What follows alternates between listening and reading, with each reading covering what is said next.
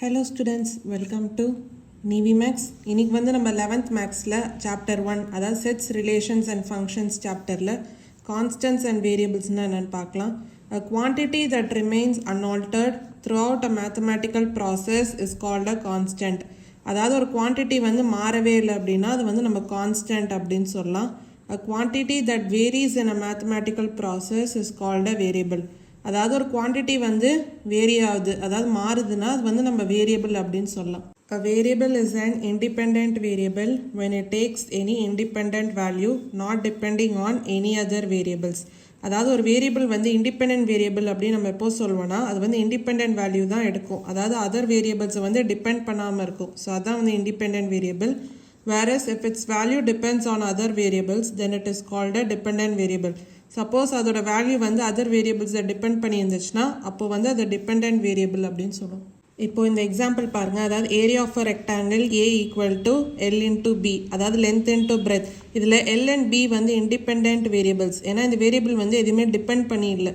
ஆனால் இதில் இந்த கேபிட்டல் ஏ இருக்காது, இது வந்து டிபெண்ட் வேரியபிள். ஏன்னா லென்த் அண்ட் பிரெத்தோட வேல்யூஸ் பொறுத்து தான் ஏரியா வந்து நம்ம கண்டுபிடிப்போம். ஸோ இந்த கேபிட்டல் ஏ வந்து depend variable, L and B வந்து independent variables. இப்போ அடுத்து intervalனா என்னன்னு பார்க்கலாம். A subset I of R is said to be an interval if I contains at least two elements and A, B belongs to I and C greater than A less than B, then C belongs to I. அதாவது என்ன சொல்றாங்கன்னா real நம்பர்ஸில் ஒரு subset I இருக்குன்னு வச்சுக்கோங்க. இது வந்து நம்ம interval அப்படின்னு எப்போ சொல்லலாம்னா I contains at least two elements, அதாவது அந்த சப்செட் ஐயில் அட்லீஸ்ட் டூ எலமெண்ட்ஸ் ஆகுது இருக்கணும். அதுக்கப்புறம் இப்போ A, B இந்த ரெண்டு எலமெண்ட் வந்து பிலாங்ஸ் டு ஐனா அப்போது C வந்து எப்படி இருக்கும்னா இப்போ C வந்து greater than A less than Bனா அப்போ Cயும் belongs to the subset I அப்படின்னு சொல்லலாம். இப்போ இந்த எக்ஸாம்பிள் பார்க்கலாம். The set of all real numbers greater than 0. இப்போ கிரேட்டர் தேன் 0 ரியல் நம்பர்ஸ் வந்து உங்களுக்கு நிறைய இருக்கும், அதாவது இன்ஃபினிட். அப்போது வந்து இது இன்ஃபினிட் அப்படின்னு சொல்லலாம். அதுக்கப்புறம் அதாவது இது வந்து ஒரு இன்ஃபினிட் இன்டர்வல். இப்போ செகண்ட் இது பாருங்க, the set of all real numbers greater than 5 and less than 7. So இது வந்து ஃபைனட். அப்போ வந்து இது ஃபைனட் இன்டர்வல் அப்படின்னு சொல்லலாம். A finite interval is said to be closed if it contains both of its endpoints and open if it contains neither of its endpoints. அதாவது ஒரு finite interval வந்து க்ளோஸ்ட் அப்படின்னு நம்ம எப்போ சொல்லுவோம்னா அது வந்து அதோட ரெண்டு எண்ட் பாயிண்ட்ஸும் வந்து இன்க்ளூட் பண்ணுதுன்னா அப்போ வந்து அது ஒரு க்ளோஸ்ட் இன்டர்வல் அப்படின்னு சொல்லலாம்.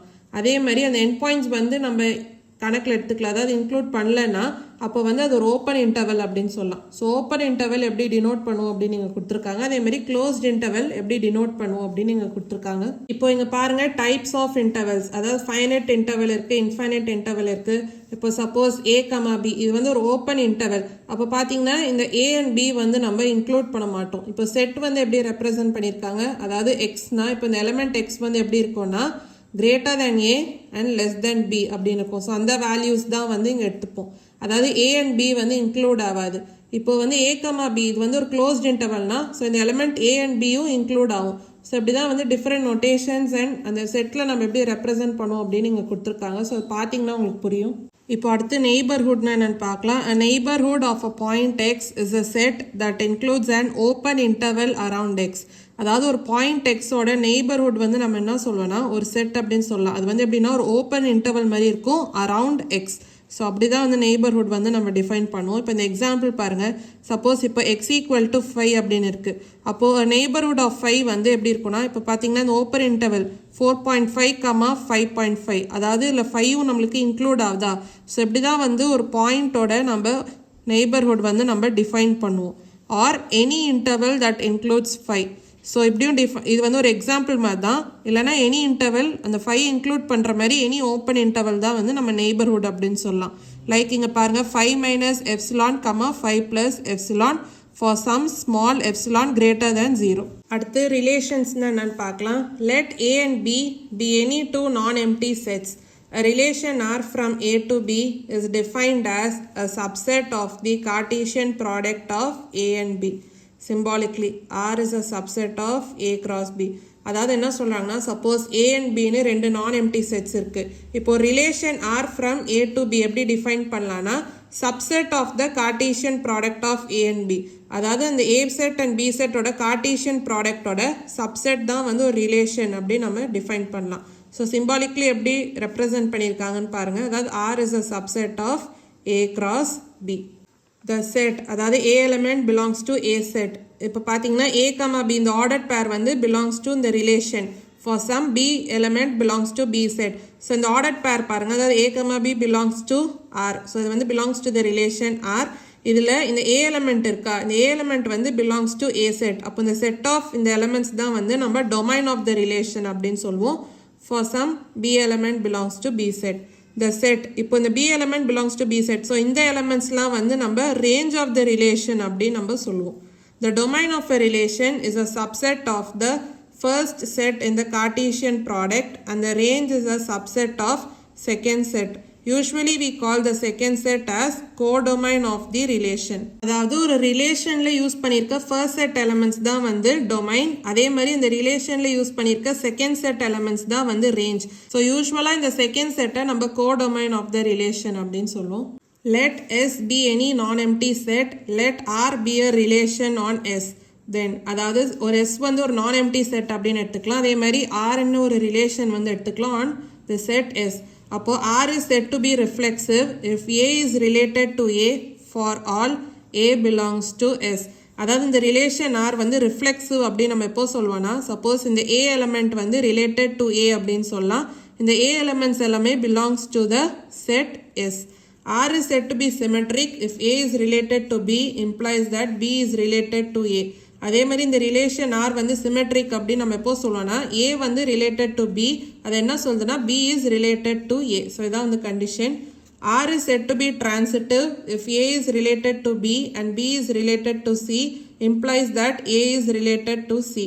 அதாவது இந்த ரிலேஷன் R வந்து transitive அப்படின்னு நம்ம எப்போ சொல்லணும்னா, அதாவது A is related to B and B is related to C னா அது வந்து இம்ப்ளை பண்ணுவோம். என்ன சொல்லணும்னா A is related to C. அப்போ வந்து இந்த ரிலேஷன் வந்து transitive அப்படின்னு நம்ம சொல்லலாம். These three relations are called basic relations. இந்த three relations தான் வந்து நம்ம basic relations அப்படின்னு சொல்லலாம். Let S be any set. A relation on S is said to be an equivalence relation if it is reflexive, symmetric and transitive. அதாவது ஒரு set S இருக்கு. இப்போ இந்த செட் Sல ஒரு ரிலேஷன் வந்து நம்ம ஈக்குவலன்ஸ் ரிலேஷன் அப்படின்னு எப்போ சொல்லுவோம்னா, இந்த ரிலேஷன் வந்து ரிஃப்ளெக்சிவாகவும் இருக்கணும், சிமெட்ரிக்காகவும் இருக்கணும், அதே மாதிரி டிரான்சிட்டிவாக இருக்கணும். ஸோ ரிஃப்ளெக்சிவ், சிமெட்ரிக் அண்ட் டிரான்சிட்டிவாக இருந்துச்சுன்னா அப்போ இந்த ரிலேஷன் வந்து ஒரு ஈக்குவலன்ஸ் ரிலேஷன் அப்படின்னு நம்ம சொல்லலாம்.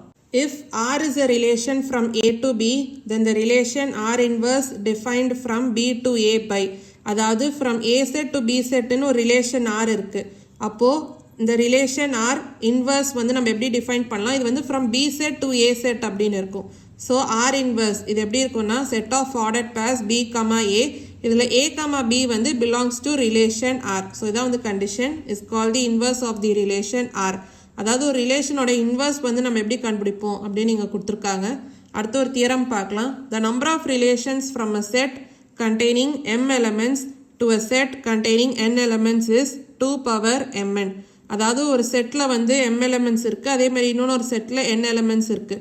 அப்போ இந்த ரெண்டு செட்டுக்குமே ரிலேஷன் இருக்குன்னா அப்போ எத்தனை ரிலேஷன்ஸ், அதாவது நம்பர் ஆஃப் ரிலேஷன்ஸ் வந்து எவ்வளோ பாசிபிள்னா 2 power mn. In particular, the number of relations on a set containing n elements is 2 power n square. அதே மாதிரி number of relations on a set containing n elements வந்து எப்படி சொல்லலாம்னா 2 power n square. So இந்த கான்செப்ட்ஸ்லாம் நீங்கள் தெரிஞ்சு வச்சுக்கிட்டிங்கன்னா உங்களுக்கு சம்ஸ் போடும்போது இன்னும் ஈஸியாக இருக்கும்.